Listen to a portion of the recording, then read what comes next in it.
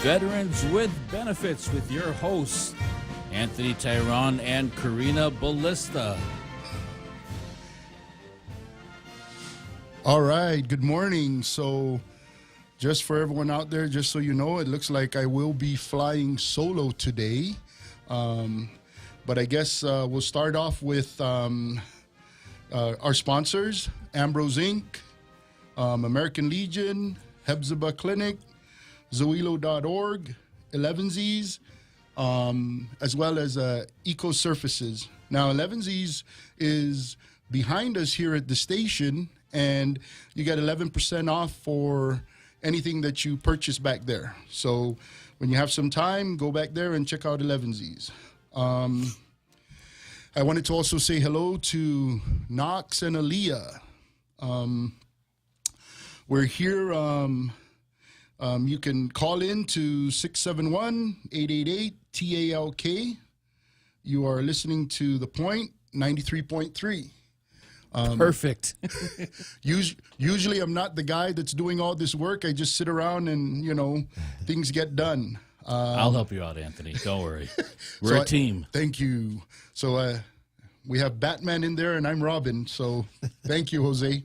I do not look good in tights, Anthony. Okay.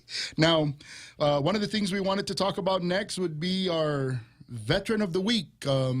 Our Veteran of the Week is Monty McDowell, and I will read his history. So Monty is a 22-year veteran of the United States Navy, retiring in 1990 as an engineering duty officer, working at places such as Sasebo, Japan, business manager of the ship repair facility Guam in the early 1980s, and last assignment was business manager of the 6,000 employee base Pearl Harbor Naval Shipyard. He's currently the chief executive officer and real estate principal broker for Advanced Management, Inc., Facilities Maintenance, and Real Estate Services Guam-based company that he started in 1990, some 35 years ago. He is also president of Pacific Technical Services Guam, Inc., a commercial food equipment sales service parts Guam-based company, and president of Guahan Facilities Maintenance, Inc., a service-disabled veteran-owned small business that performs facilities maintenance. He is an honorary 1969 graduate of John F. Kennedy High School, alumni of University of Guam, Bachelor of Science degree in Electrical Engineering from University of Washington, Seattle, and a Master of Science degree in Electrical Engineering from Navy Postgraduate School, Monterey, California. In 2005, he was chairman of the board, the Guam Chamber of Commerce. He is currently a member of the board, vice chairman of Guam Contractors Association Trades Academy. Man, this guy's done a lot of stuff. Chairman and Center of Micronesian Empowerment, a nonprofit organization founded by concerned community members to assimilate our Micronesian immigrant brothers and sisters into our Guam community. He is the president of the Employers Council, member of Pacific Asia Travel Association, Micronesian chapter. He does community service with Therapeutic Courts of Guam, Juvenile and Adult Drug Court, DWI Treatment Court, Veteran Court, and more. He resides in the village of Assen, where in 1972 he married his neighbor, now his wife for 52 years, Cynthia Meno Martinez Erickson McDowell. He is father of 3 daughters and grandfather of 5 and great-grandfather of 10. He's a ukulele player, singer, golfer, workout at local fitness center several evenings in a week. So let's honor his service, thank him for his service, and, tell him thank you for all he does. He's a very busy veteran. That sounds like Veteran of the Year. Exactly. It was so long. Well, looks like he does quite a bit for our community, and I think he's a very good candidate for Veteran of the Week, which he's now been announced. We want to thank Domino's Pizza, that's being ran by Dane Titano. Dane Titano has put together this Veteran of the Week program so that our veterans that become Veteran of the Week are able to avail of a large pizza over at Domino's. So thank you, Dane, and thank you, Domino's, and congratulations to Monty McDowell. All right. Man, you're really good, Jose. Okay, now let's see. Back to the business. What else do we have going on here? So right now we have the annual State of the Congressional Address at the legislature happening right now, which means that we'll be competing with them. So if you like to, you can tune in over there, or you can tune in with us. And that's those are the two things that are going on. And the next thing we're going to do is we're going to have our guest introduce himself and tell us a little bit about what he does and why we're here to talk about what he's here for. Hi, good evening. I'm John Sablon. I'm the owner of Sportsland Shooting Range. And as many of you guys know out there, we're experiencing some issues that have forced our range to close. And we're here to let the veterans know that we are still fighting. We're still in the fight to reopen our range because a lot of our customers are veterans. I myself, I'm a veteran, Yes. 12 years with the United States Air Force. And I'm an active duty fire captain with the Guam Fire Department. And, Sportsland is a family-owned business. It's a woman-owned business and, of course, a veteran-owned business. And it's been a part of our community for a while. We took over Sportsland in about 2018. My family and I have put a lot of blood, sweat, and tears into rehabilitating the property back to a useful shooting range. And if you visited our shooting range, you'll know that it was probably the biggest shooting range on the island, and we were getting a really good showing of support from our community, not just from the local community, but the veterans, the military, and a lot of federal government agencies also used our facility for training and recreational shooting. And with your range, that's been a range up there for many years, and then it was a bit dormant for a bit, and then you took care of it from what year again? 2018. 2018. It was established in 1982. Okay. I don't know when they officially opened. I believe it's in a year later. Okay. But then sometime in the late 90s, they closed down for a little bit. Then we took over 2018. And you're the only employee up there. Right now, no, I'm not. I'm not the only employee. When you were in full swing, we've had how many employees? We had about 10 total. 10 total employees. Yeah. And what do these employees do up there? We had a variety of positions. Range safety officer, the chief range safety officer was my brother. Okay. We also had customer service reps. Okay. And then we also had people that were conducting training Right. for our customers. Okay. Yeah, and then the other adjunct duties. All right. And when you talk about this, right? So when you hire these people, right? You just bring them off the street. They don't need any kind of training, or they have to be trained. No, yeah, we require, of course, we look at their education, and you don't need any special education. A high school diploma is what we're looking for. Good. We trained all of our employees to be certified range safety officers. What does that entail?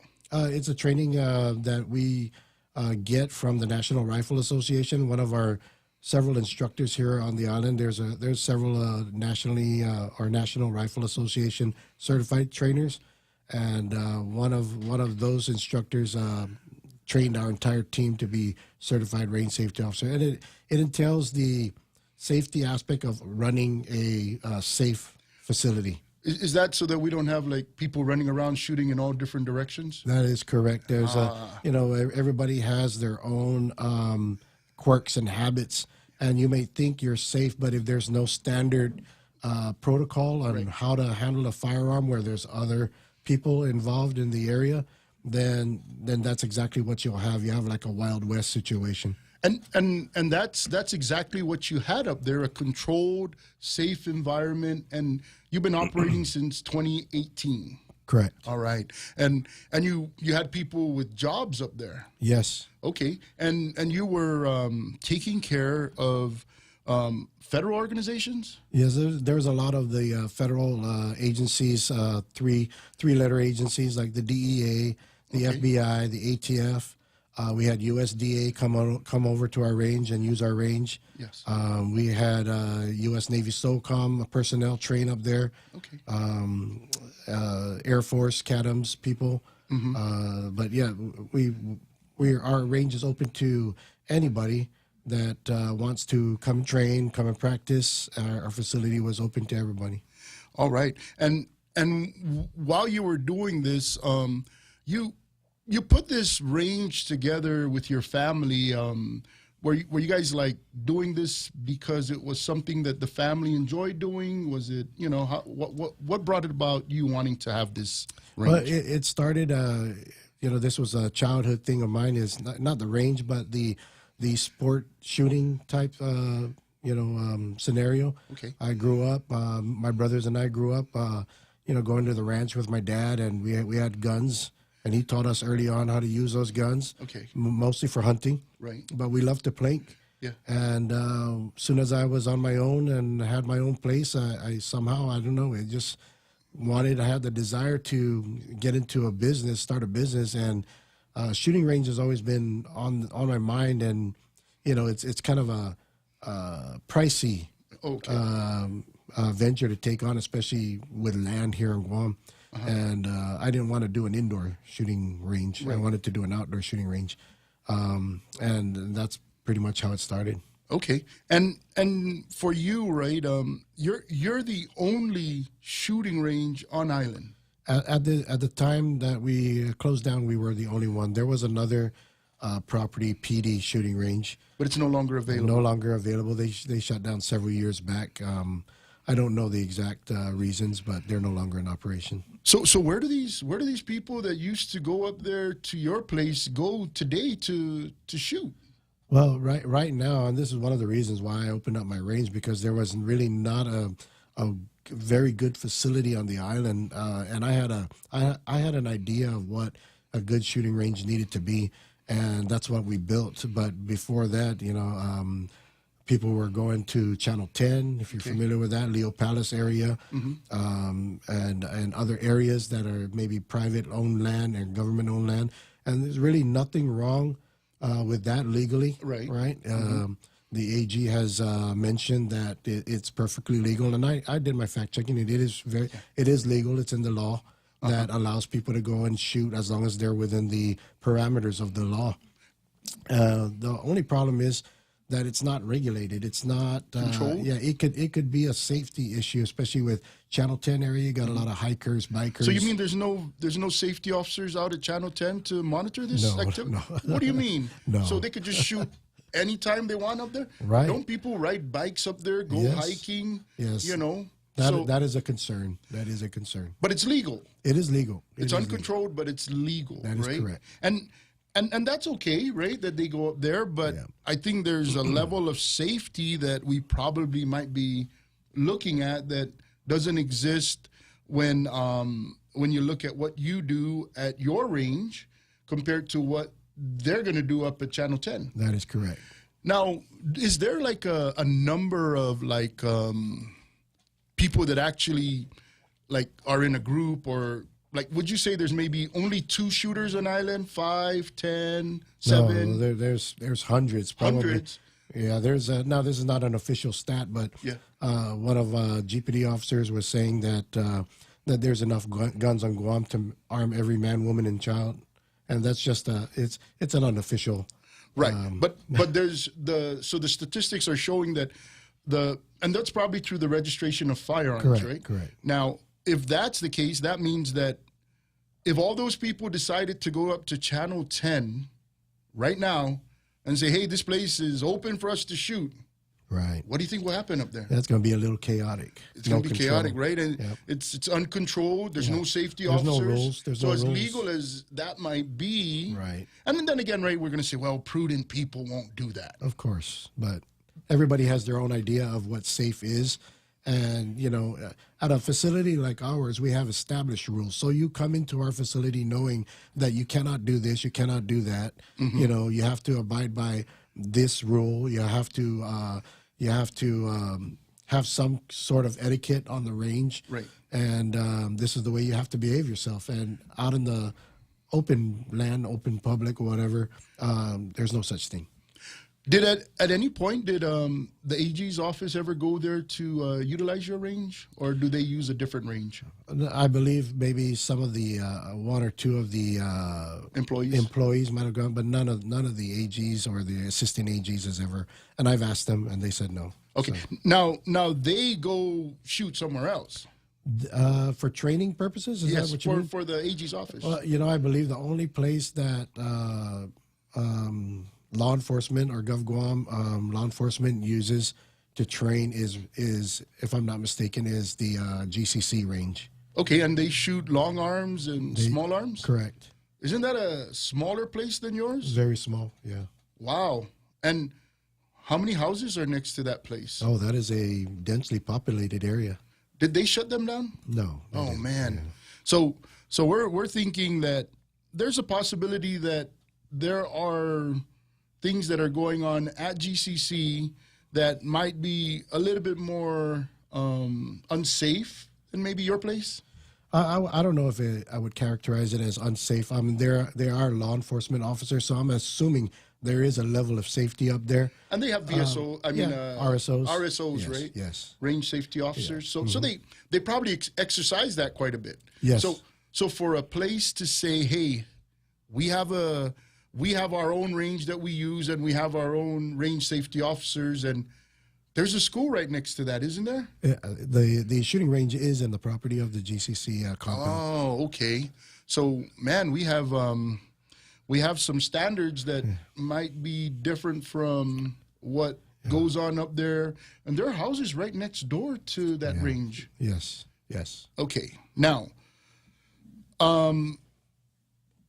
what is the plan moving forward today with, we're talking about you're not able to open up. We're pushing people out into the jungles of Guam to go shoot their guns. If they work for the government, they can go up to GCC. But if you don't work for the government, there's no other place but doing it on their own. Correct. That is the situation we're in right now. And my personal goal is to get the range reopened. And it's a little difficult. It's a little politics playing into this, and I don't want to get too much into the weeds with that. But we are working it with our attorneys and with the government. We're trying to find a better solution to what their concerns are. Okay, and I think you've done some things to help them understand how safe your place is, right? And do you have other people out there that support what you do? There's a lot of people that we've had a lot of support in the shooting community, as well as even some people in the government have been trying to help us out. But we have one individual who started out as a customer of ours, and he became a really good friend. Okay. And a close family friend. His name is Colonel Frank Flores. He's a retired Air Force colonel. Okay. He was very, how do you say it? He put up a lot of support, financial support, to get our range to where the government wants it or the AG wants it. Fencing installation Right. Completed. and then and some other stuff, some administrative stuff that needed to go through. But we're still it's a back and forth thing with the AG. We're still trying to work things out, but you know, it's kind of a long drawn out process, and I think that's by design as well. Okay, and you know, when we talk about some of these things that you're being required to do, right? There used to be another range in PD. Right. That's no longer operating. That's correct. Now, does that range have a fence around it? No. Is it not required for them? I don't know what the conditions were when they approved that for a shooting range, but the condition, there were 4 conditions put in place for our shooting range at the time that the original owners applied to open up a shooting range, and one of them being that they required a 6-foot high fence around the property, 3 sides of the property. Okay. And then another one during the time in the 80s was to deal with the United States Air Force pipeline, the fuel line. Right. And that's already a non-issue because the place has been developed and there's roads and, you know, going over that pipeline. Okay. 2 other requirements was a certification from GPD and a certification from the NRA. Okay. So those are the conditions set forth in 1982 by the TPC, the Territorial Planning Council back then. Okay. And now I believe it's the Guam Land Use Commission today. Okay. So when we opened up the business or reopened up the business in 2018, we simply renewed our business license and everything was fine. You know, they gave us, Rev and Tax gave us the business license. Yeah. And every year for the next 4 or 5 years, we were renewing that license. Okay. And which means that you've never had any issues at that place. I won't say we never had issues. I think the first issue was a noise complaint, and you know that's inherent of a shooting range anywhere in the United States, Right. and probably in the world. If there's a shooting range and houses in the area or a community nearby, there's going to be a noise complaint. That is a fact of any shooting range. Right. That's the biggest challenge. Right? Yes, Now- correct. Now, in these places, like, well, let's take yours for example, right? There's not been any incidents of any personal injury that No. happened at your No. place. There's not been any incidents of property damage. No. Okay. Now, I think we had a discussion before, right? And the range is down in Tumon. Have there been any incidences down there where there was Injuries or injuries? I know from his news reports in the past. This is probably before I was in business. There've been several suicides Over attempts. in Tumon, right? A couple in Tumon, one in Telefofu. Okay. Maybe 1 or 2 in PD. And these are firing ranges too. Correct. Man, so but you don't have any problem with that. No. Okay. But that exists. It does and, exist. And some of those places are still in operation. Yes. Okay. All right. We're going to take a quick break and we'll be right back.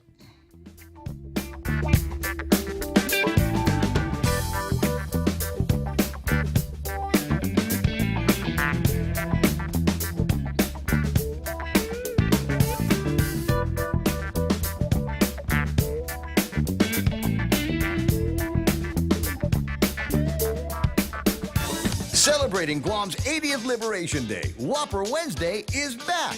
Every Wednesday in July, visit any Burger King restaurant, say, I love the Whopper, and get a free flame-grilled Whopper sandwich with the purchase of any large-size Whopper combo meal. Top off your meal with the new mozzarella fries and a refreshing Coca-Cola. Tell your family and friends and enjoy your Whopper Wednesday only in July. Available at BK Tumon Bay, Aganya, Micronesia Mall, and the airport. Thank you, Guam, for 35 years from your friends at Burger King. You rule. Hey there, party people. It's me, Ray Gibson. Get ready to rewind the clock and groove to the beat to yesteryear. The Throwback Part 2 is back and better than ever, bringing you all the hits that make you feel young again. Join us Saturday, July 13th at Club Zone Nightclub in Tumon as DJ Daryl Izama spins the ultimate throwback playlist. The 70s, 90s keep you on the dance floor all night long. Plus, we're doing another incredible cash drop, Super Cash Drop 2 $1,000. And some great throwback t-shirts. Don't miss out on the nostalgia trip of the year. Grab your friends, dress to impress in your retro best, and dance the night away at Throwback Part 2. Doors open at 8:30. See you on the dance floor. Get your tickets now online at guamtime.net. They're $20 plus taxes and fees, but it'll be more at the door, so get it online now. Throwback Part 2, brought to you by the local grindhouse in Barrigada, Lolita Kamet of Hoffaday Realty, 76 Circle K, BBG Automotive, and the stations of choice broadcasting. Throwback Part 2. Relive the memories on Saturday, July 13th, 8:30 at Club Zone Tumon. Be there or be square. Fox on Tech. The last thing thieves want you to do is update your iPhone. The latest version of Apple's iOS is out along with iPadOS. It's version 17.3, and it delivers the long-awaited stolen device protection for more recent models of iPhone and iPad. Now, it can't stop a bad guy or girl from stealing your phone and trying to break into it, but it will make it harder for them by requiring Face or Touch ID and not the phone's passcode if the phone is in an irregular location or it's been an hour since the user last used the device. The feature is a response to thieves watching phone owners use their code before stealing the phone and then using that code to wipe the data, turn off the Find My feature, and sell the phone for cash. Stolen device protection isn't activated by default. You can find it under Face ID and passcode in settings. It needs to be toggled to on. With Fox on Tech, I'm Eben Brown, Fox News.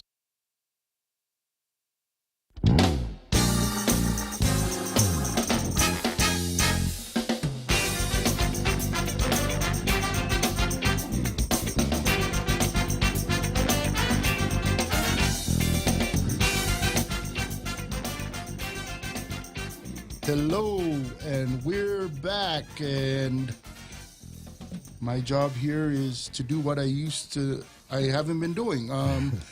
So I need to tell you that you can call in to 671-888-TALK. You are listening to The Point on 93.3. So we're back with Mr. John Sablan, and we're talking about his range that was not allowed to renew their license. And we're talking about all the good things that the range brings, the jobs, a safe environment, and, an outlet for some of our veterans. Correct. I know two of our veterans last year had gone up to your range, and they went and, I think it was a stressful time for them. So they said, hey, we need to let off some steam. And the two ladies went up to your range, and they went ahead and they used the range. And I think they enjoyed themselves. It was a safe environment, and they were able to leave there, feeling like, hey, wow, we did our thing up here. It was safe. We had a good time. And there's a certain level of wellness that comes with this. Is that correct? Yeah, a lot of our customers, including veterans, a lot of veterans use our or use the shooting sports or the shooting recreation to kind of stress relieve, Yes. De-stress, I guess, and it's a good therapeutic thing. I do it. I've been doing it for a long time, and when you want to take your mind off of things, just some people go golfing, some go shooting. Yes, yeah. And so we have quite a few people that come up there. So this serves the community, right? It does. Yes. Okay. It really does. And it serves not just the government side, right? Because you had some federal government folks coming in utilizing the range, but we also have the community, right, where we have private citizens coming up there to take advantage of the range. Yes. Okay. Yes. So I think we talked about the mental health and wellness side of it, right? Right. I think when we had a discussion, my uncle, he passed away already, but he was talking to me. He's a Vietnam veteran, and he told me, he goes, boy, I just sometimes just want to go up to the hill and just shoot a few rounds. And for him, that's all he wanted to do, to let off some steam, and that was helpful. Yes. So it's also a place where, a lot of our veterans get together. We just had a veteran group that just started using our facility for that very reason. They would put out in their chat groups, hey, you know, we're going to do a range day. Come on over. We're going to meet at Sportsland. Right. And it was going very well.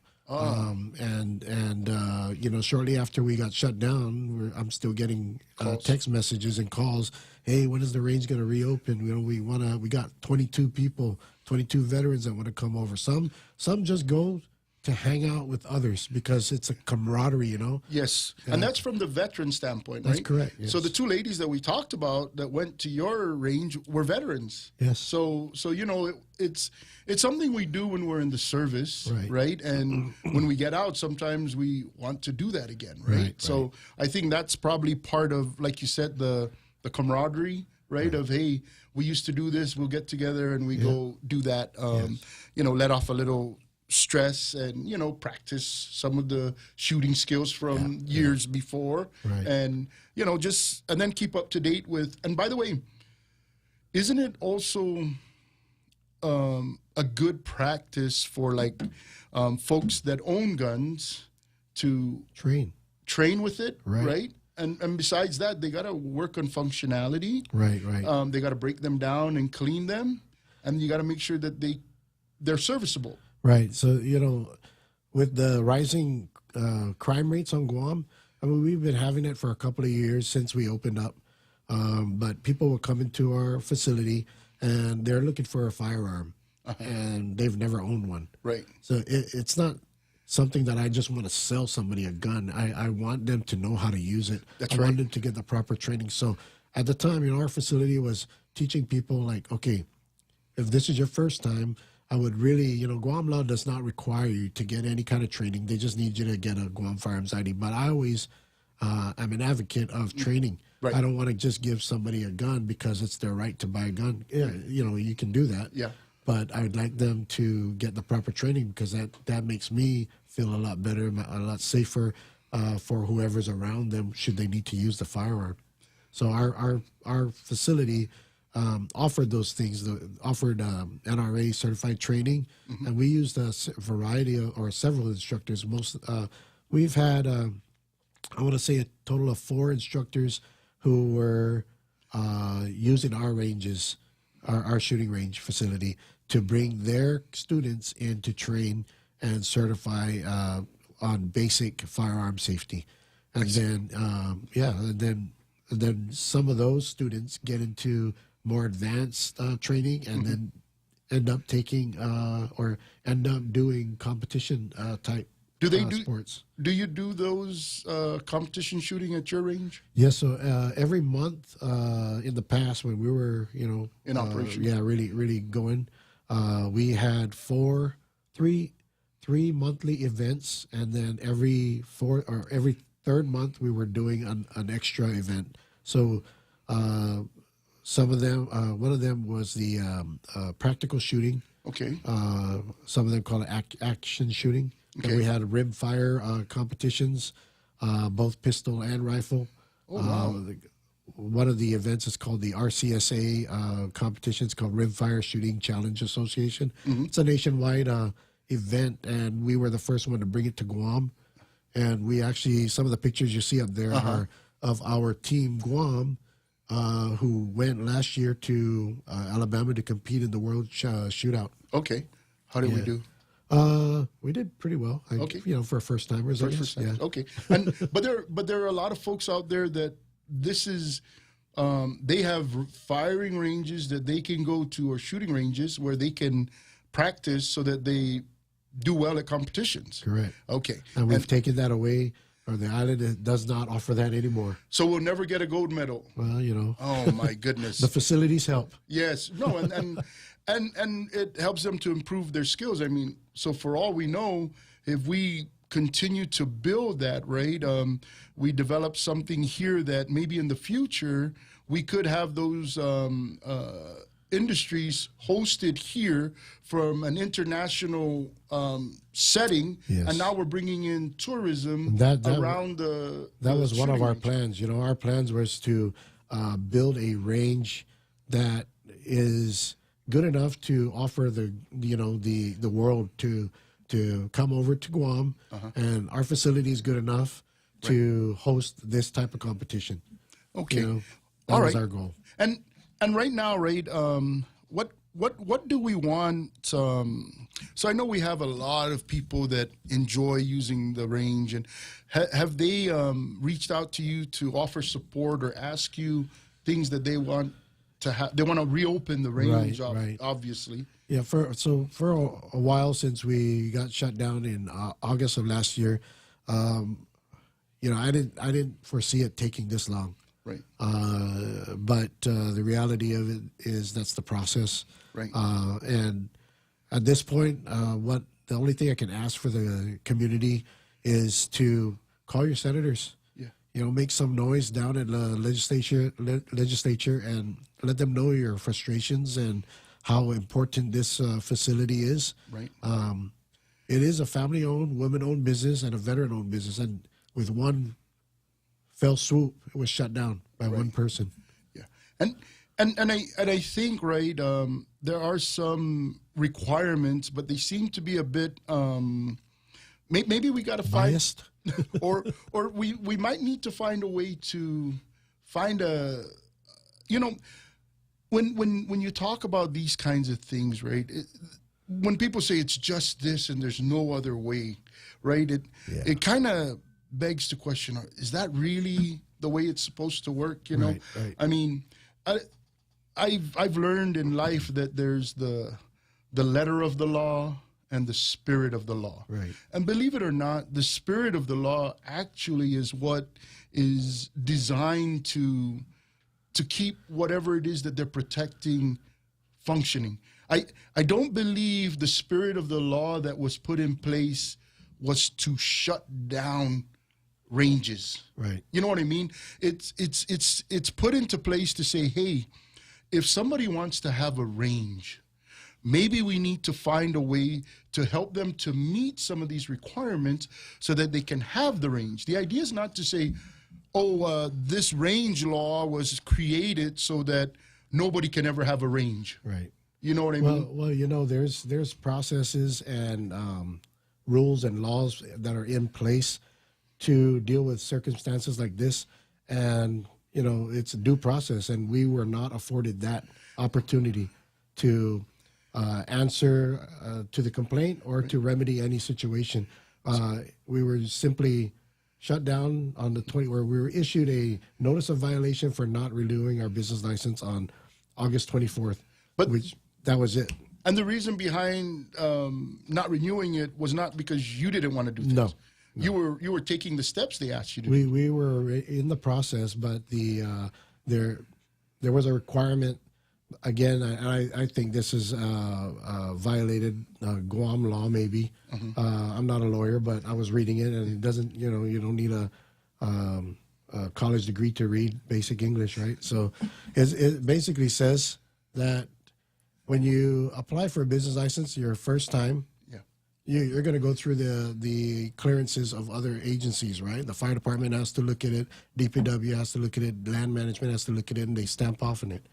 Once that first set of approvals and clearances is achieved, and your business is in the same facility and you're running the same business every year, you do not need to go through that process again. Okay. And for this last round on August or in 2023, we were required to go through that clearance process. Now, from 2018 to 2021, we did not have that requirement in our business license, and then all of a sudden it appears for our 2023 renewal, which is what caused it. Yes. And okay, we're gonna take one more break, and then we'll be back to wrap up.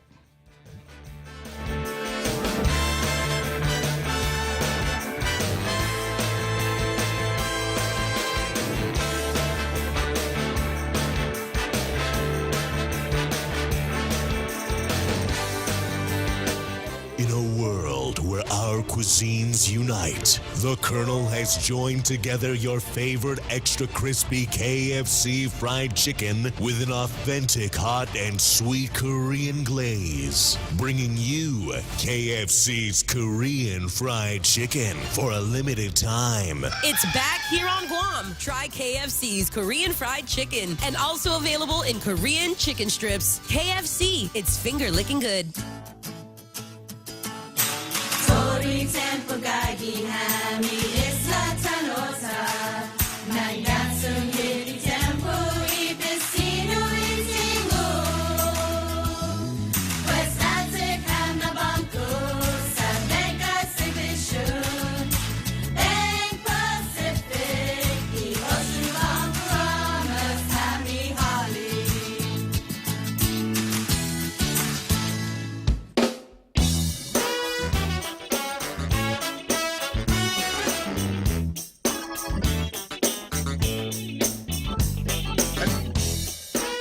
Okay, and we're back.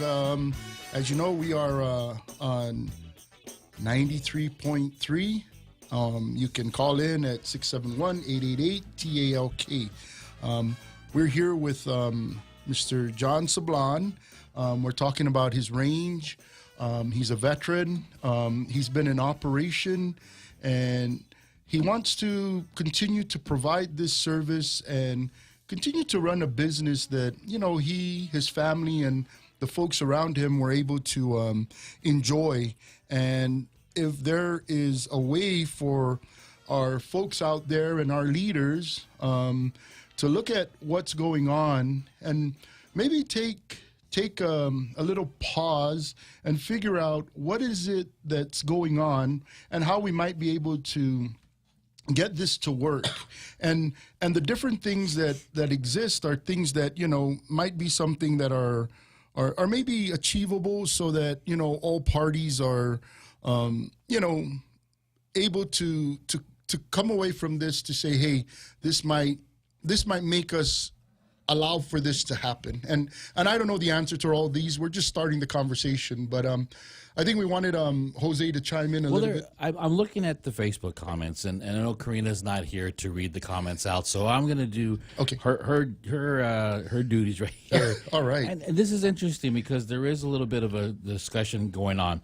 There is a person who refers to themselves as Islander's Voice. Right.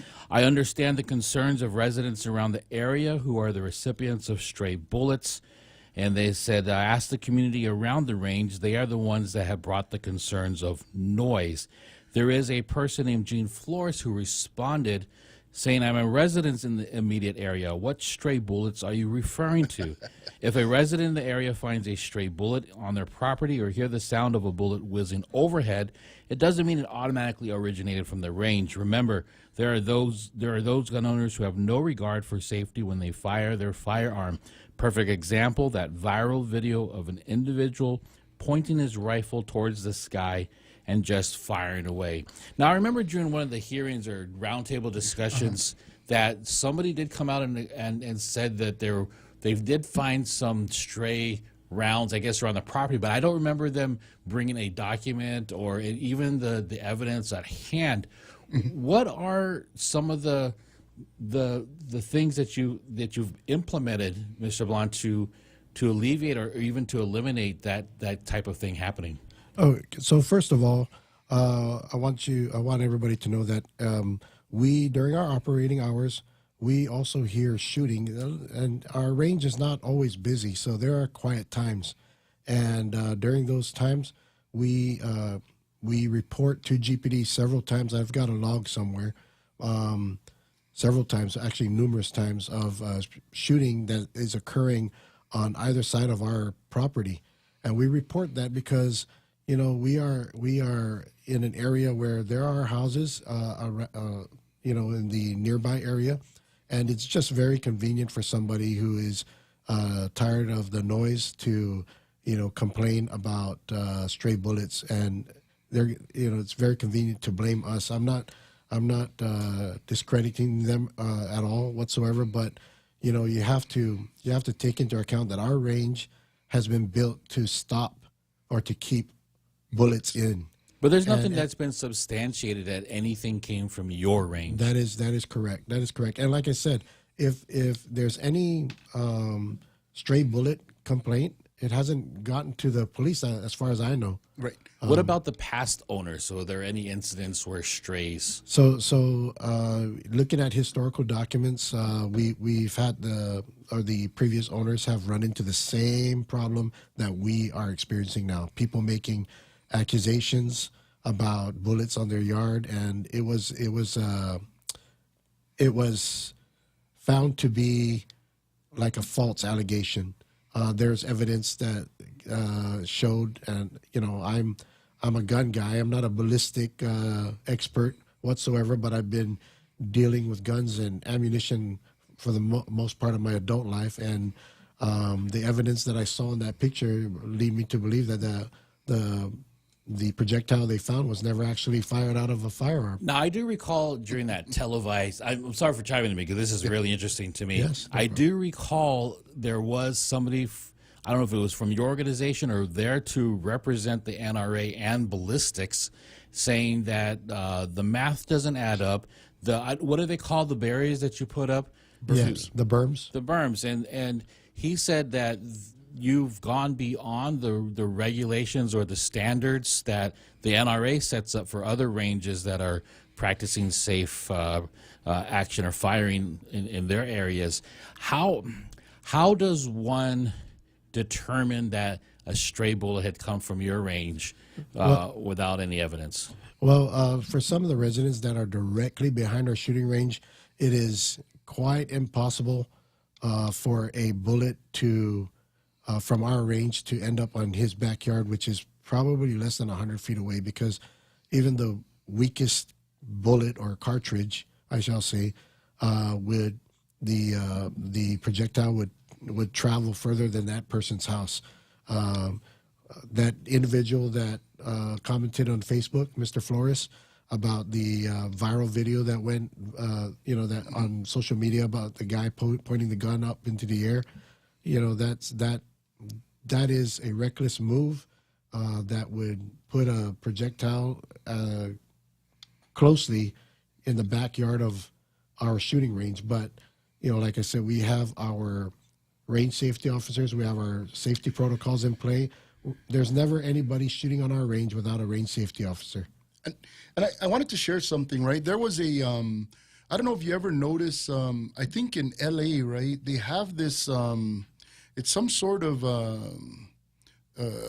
it's able to track where shots are coming from. And it's kind of I think it's a computerized type of system that can pretty much detect where these rounds are being shot from or a general area. So maybe we need something like that out here. But if they exist, right, I mean, that'll tell us where they're coming from. And once again, right, when we talk about, hey, somebody said that, a round came over to my house and it's coming from the range, that has to be investigated. Right. You know what I mean? Right. They would need to call the police department and say, hey, this round broke my window. It's right here. I heard them shooting over there. Next thing you know, my window's broken or my door was shot. Come here, take a look at it, check the round, do your job.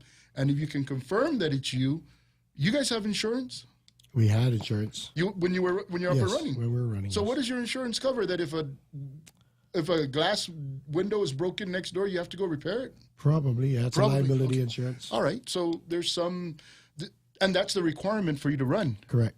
Okay, so you're meeting that standard. Yes. Right? End of the day, right, we would like to, at least in my mind's eye, right?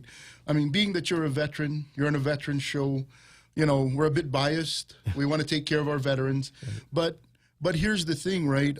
There are rules and laws that apply out there, right? When it comes to somebody saying, hey, your range affected me somehow, there's got to be some level of reporting that would initiate that so that now you can take this to the courts or you could take this to the Attorney General's office, and they look into that. Right. Now, the Attorney General's job is to find out whether a crime was committed. And then from that point, right, they present it in court, and they say, hey, you damaged this guy's property, we're going to charge you with this, and we're going to court. Did that ever happen to you? No. So you don't have any cases that exist where somebody reported to the police and they've approached you and they said that you did something wrong? Correct. I never had that. You've never had that? Yeah. Okay. All right. So I'm thinking that, oh, I'm sorry. We got a phone call. This is going to have to be quick. You got your Yes. Hello, caller. Off a day, everybody. This is Pete. Hey, I'm listening to you, the conversation. You know what you're talking about, Anthony, is there's a system, a monitoring system, a camera system that was implemented in L.A. a long time ago, similar to the system that we have down in Tumon. Ooh. What it does is there are some audio sensors. Okay. When they hear something that sounds like a gunshot, they immediately turn all the cameras to that general direction because, Wow. you know, they'll more than likely capture what happened. But interesting. Getting back to your point earlier, right, about the leaders getting together and coming up with a solution, you know, the philosophy with law is, you know, how do we get to yes? Uh-huh. If the current way we're doing things now comes out as a no, Right. how do we get to yes? And a couple of things that I wanted to point out, all this bickering about, you know, who got bullets on their yard or whatever, that's all you. The day there is, and all that other stuff on the side is all just noise. Okay. Right? So just ignore the noise and find out how do we get to yes. And, you know, what I saw or what I believe, and I'm a veteran too, former Awesome. police officer, Hey. you know, and all that, former range safety officer myself, you know, there's ways to get to yes. Okay. You know, now that I'm a lawyer, that's my training too, right? Yes. How do we get to yes? So Awesome. figure out, get legal advice. How do we get to yes? Because what I saw happening in the beginning of this, when it all unfolded, you know, there are bad moves on both sides, Okay. and people just sort of like dug their heels in and started just ramming each other's heads. Yeah. And you know, one thing I remember my grandpa used to tell me was, you know, boy, don't get involved in the pissing contest because at the end, the only thing that we end up with is piss on everybody, right? Yes. Everybody gets pissed on themselves. So don't get involved in a pissing contest. All right. Hey, thanks, Find Pete. out what, yeah. Okay. We're about to sign off. So anyway, thank you everyone for coming here. Thanks, John. Thank you for having me. We like for everybody that can to support John and his range. Let's do what Pete said and find a way to yes, and let's get everybody to get this thing back going and do good things. So thank you out there. We appreciate you. We'll see you next week.